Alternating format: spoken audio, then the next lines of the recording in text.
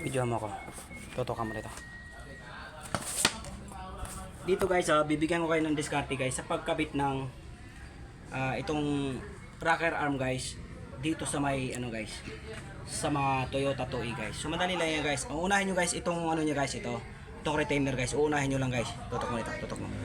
Uunahin mo lagay dito sa may groove guys dito. Ganun mo lang guys. Yan.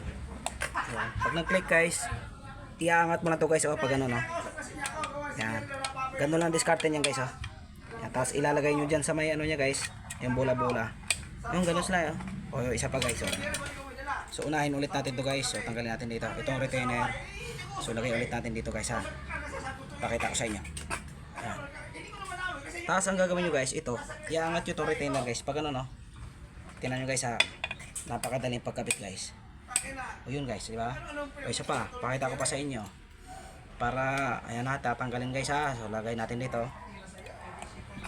Yan. Yan, tapos ipasok natin dito guys sa may groove. Galing baba guys, galing baba, pataas. Yan, tapos tsaka natin itama dun guys.